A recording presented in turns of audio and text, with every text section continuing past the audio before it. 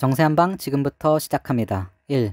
괴물 ICBM의 출현과 미국 그리고 윤석열. 북한이 지난 24일 초대형 대륙간 탄도미사일 화성포 17형을 발사하였습니다. 미국은 이를 규탄하며 제재에 나섰습니다. 그런데 미국의 대응 모습을 보면 무언가 이상합니다. 미국의 힘이 약해진 모습이 역력합니다. 유엔 안보리 제재가 불발되었습니다. 2017년에 유엔 안보리 대북 제재가 4차례 있었던 것과 대조적입니다. 중국과 러시아에 대한 미국의 입김이 약해진 결과입니다. 중국과 러시아는 오히려 북한과 연대를 강화하여 미국 주도의 기존 세계 질서를 무너뜨리고 있습니다. 그리고 한국군이 합동훈련을 요구하였는데 미국은 거절하였습니다. 3월 16일에는 북한이 ICBM을 발사하면 블루라이트닝 훈련을 하겠다고 발표를 하기도 했습니다. 그런데 이것도 하지 않았습니다. 그래서 한국군은 외로이 혼자 군사 대응을 해야 했습니다. 이것도 2017년에 화성포 12형 발사 뒤 한미연합 타격훈련을 진행한 것과는 대조적인 모습입니다. 왜 이런 달라진 모습을 보일까요? 우선 미국의 힘 자체가 약해졌습니다. 작년 여름 미군이 아프간에서 야반도주하듯 철수한 것은 미국의 패권이 약해진 것을 나타내는 매우 상징적인 사건입니다. 우크라이나에서도 약한 모습을 보이고 있습니다. 실컷 나토 동진 전쟁을 부추겨 놓고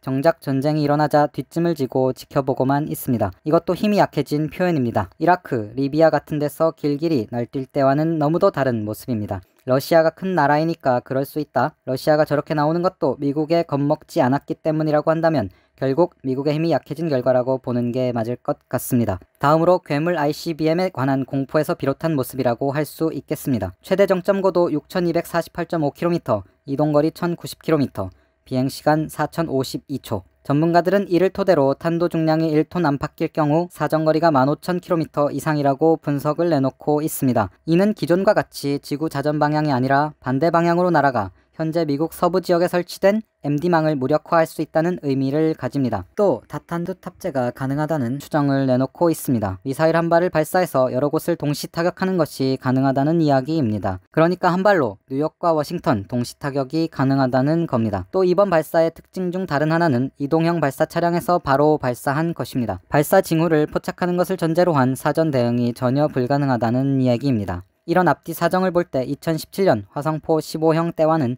미국이 느끼는 공포감은 차원이 다를 것 같습니다. 지난 1월 북한이 극초음속 미사일을 발사했을 때 미 서부 공항들의 항공기 이륙금지 명령이 내렸습니다. 앞으로는 북한이 무엇을 쏘면 서부 동부 할 것 없이 전국에 이륙금지 명령이라도 내릴런지 모르겠습니다. 이 와중에 윤석열은 전쟁 행보를 이어가고 있습니다. 딱 우크라이나 젤렌스키처럼 될 것 같은 느낌적인 느낌입니다. 2.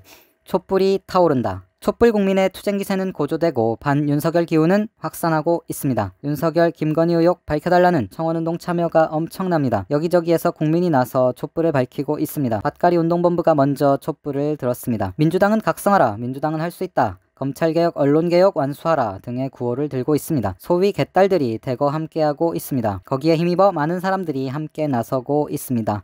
이런 것이 영향을 미쳤는지 많은 사람의 예상을 깨고 민주당 원내대표로 박홍근 의원이 선출되었습니다. 청계광장에서도 촛불이 타오르기 시작했습니다. 사세 행도 투쟁을 시작합니다. 김용민 의원은 특검법을 발의했습니다. 하나같이 의미가 있는 움직임들입니다. 이런 움직임을 계속 만들고 확산해 가야 합니다. 윤석열이 정치적으로 반대편이어서 그냥 생긴 게 마음에 안 들어서 뭐라고 하는 게 아닙니다. 워낙에 후보 자격조차 없던 자입니다. 본부장 비리 의혹이 수두룩합니다. 국민을 불안에 떨게 만드는 전쟁광입니다. 이런 자가 대통령이라니 말이 안 됩니다. 이것은 저의 이야기가 아닙니다. 바로 촛불 국민의 목소리입니다. 선거 끝나고 뉴스를 안 본다는 분들도 있습니다. 그분들도 다 윤석열이 싫어서 그런 겁니다. 임기 시작도 안 했는데 촛불을 드는 건 좀 그렇지 않느냐라며 한 발 물러서 있는 분들도 있습니다. 윤석열은 분명 후보 자격조차 없었던 흠결 많은 자이고 지금 이 순간 앞서 싸우는 사람이 있습니다. 문제의식, 공감대가 확산하면 결국 모두 함께 나서게 될 것입니다. 3. 지금은 촛불을 들어야 할 때. 윤석열은 그나마도 낮았던 지지율이 더 빠지고 있습니다. 이번 찍고 후회하는 사람들도 생겨나고 있습니다. 물러나는 문 대통령보다 아직 취임도 하기 전인 윤석열의 지지율이 더 낮습니다. 앞으로 오를 일도 절대 없습니다. 촛불이 나서서 싸우면 윤석열은 진짜로 그리 오래가지 못할 것이라는 게 분명해 보입니다. 촛불을 듭시다. 윤석열 일가의 부패 비리범죄 의혹의 진상을 밝히고 반드시 법의 심판대에 세워야 합니다. 지금 한반도 정세가 많이 불안불안하지만 한반도 평화 역시 촛불이 지킬 것입니다. 평화의 촛불, 개혁의 촛불은 하나입니다. 본부장 비리, 검찰 쿠데타 윤석열과 전쟁광 윤석열이 하나인 것처럼 말입니다. 결국 촛불이 평화를 지키고 촛불이 한국 사회를 민주개혁으로 이끌어갈 것입니다. 이상 오늘의 정세 한방 마치겠습니다. 고맙습니다.